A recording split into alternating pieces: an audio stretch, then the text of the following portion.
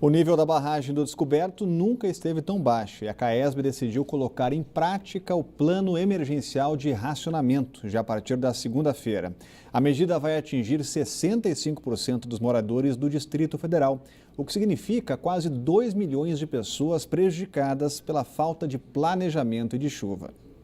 A CAESB esperou o melhor, mas também se preparou para o pior. Torneira ligada, banho demorado e o uso de mangueira não vão mais fazer parte da rotina dos moradores de algumas regiões do DF. Isso tudo porque as chuvas não atingiram os níveis esperados. E a partir de segunda-feira, as cidades abastecidas pelo Rio Descoberto vão entrar no esquema de racionamento de água. É uma decisão importante.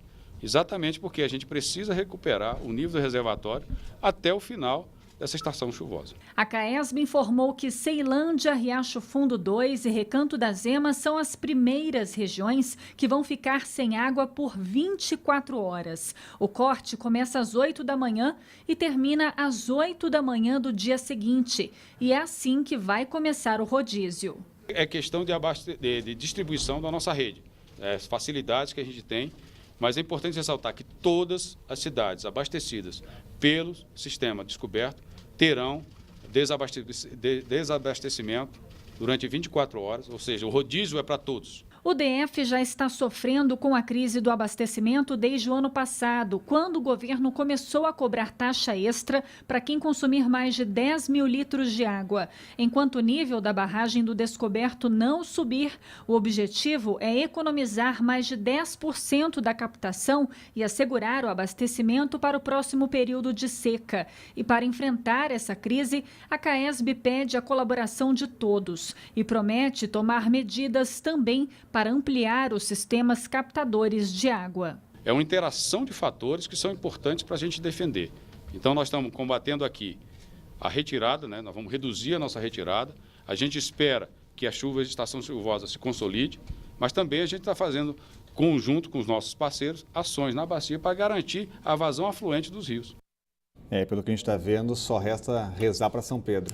Rezar para São Pedro, mas, aquela história de vamos apelar para o bispo, já não dá, tem que ser para santo. Agora, essa história de anunciar que vai aumentar os sistemas de captação de água é aquela velha história de colocar a tranca depois que a porta foi trancada, A gente sabe que há 15 anos, não se foi pouco mais do que isso, não se fazem investimentos no setor aqui no Distrito Federal. E nesse período, claro, a população cresceu muito, aumentou o consumo de água e esses aumentos, essa ampliação dos sistemas de captação que se anuncia agora, isso deveria estar sendo feito há muito tempo. Em resumo, isso é falta de previdência, falta de planejamento. E aí, como não tem planejamento, planeja o aumento da taxa para quem consumir mais água. Assim não dá, Precisa, a população continua, como sempre, refém desse tipo de coisa.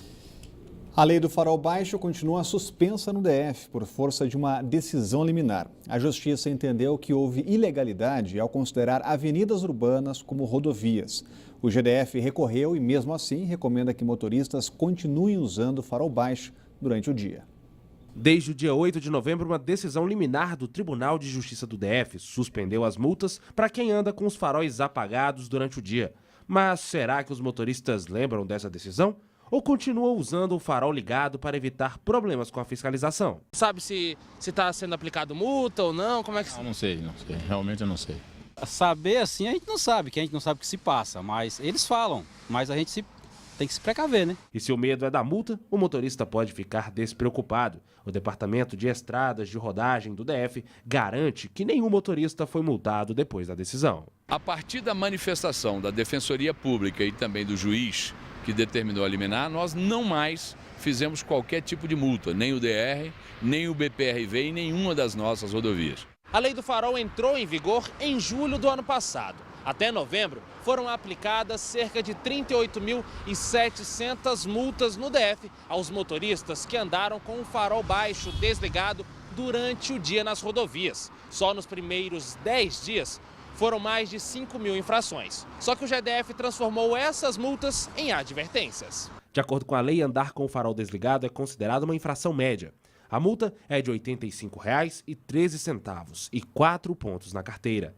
A decisão liminar que suspendeu os efeitos da lei vale apenas no Distrito Federal. O argumento é de que houve ilegalidade na edição de decretos que passaram a considerar algumas pistas urbanas do DF como rodovias. O diretor do DR recomenda, no entanto, que os motoristas continuem com os faróis acesos para a segurança de todos no trânsito. Nós continuamos defendendo que esta legislação é a favor da segurança e deixamos claro que entendemos que todos os motoristas devem manter o farol aceso, porque isto traz grandes benefícios, principalmente para aqueles que são mais vulneráveis no trânsito. E saiu hoje a nomeação do novo secretário nacional de Juventude. Francisco de Assis Costa Filho assume no lugar de Bruno Júlio, que saiu por causa de uma declaração desastrada. Ele defendeu uma chacina por semana nos presídios. Francisco é do PMDB do Maranhão.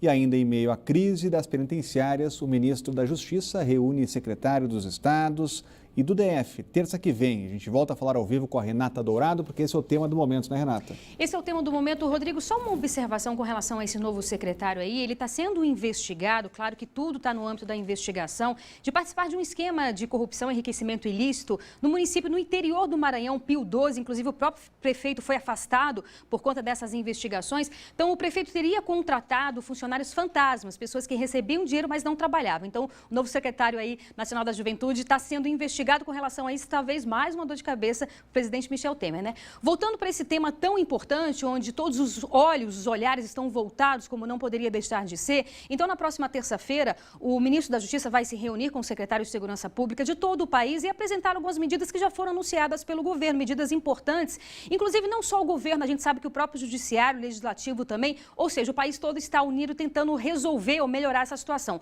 Ontem, a presidente do Supremo Tribunal Federal e do Conselho Nacional de Justiça, a ministra Carmen Lúcia, passou horas reunida com os presidentes dos tribunais de justiça. A ideia, Rodrigo, é voltar de forma permanente aqueles multirões, ou seja, o judiciário voltar os olhos de fato para os presídios, porque como a gente já disse aqui, existem vários presos, 41% dos presos ainda sequer foram condenados, muitos presos já cumpriram a pena e continuam presos porque não tem advogado, enfim, não tem dinheiro para pagar advogado, e outros também que poderiam estar cumprindo penas alternativas. São várias as medidas, como por exemplo, a criação de 40 bibliotecas com 20 mil livros para que esses presos também possam ocupar seu tempo de uma forma mais positiva.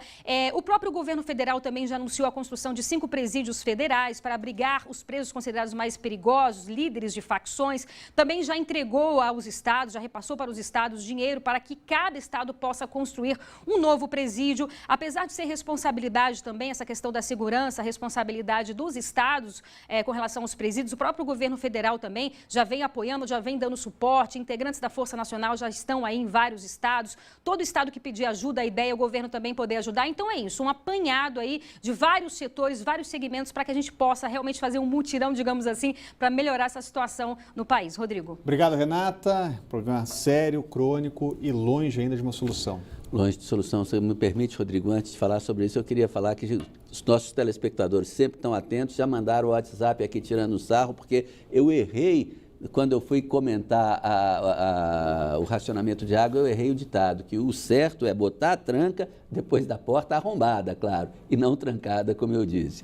Agora, com relação a essa questão do Plano Nacional de Segurança, o plano tem muitos pontos importantes, mas talvez o mais importante deles seja trancar a fronteira. O que é isso? O Brasil tem 17 mil quilômetros de fronteira com os países vizinhos da América do Sul. Isso aí é uma festa para o tráfico de armas e principalmente para o tráfico de drogas. E por isso, trancar essas fronteiras é importantíssimo. E para terminar, a questão do secretário de Juventude, ele é tão importante, esse órgão é tão importante que a maioria dos brasileiros só ficou sabendo dele agora que o ex-secretário falou aquela besteira de pedir mais chacinas nos presídios, né? E a seguir, telefone celular tem 5 vezes mais germes que um assento de vaso sanitário. Olha só, é o que você confere logo depois do intervalo aqui no Band Cidade.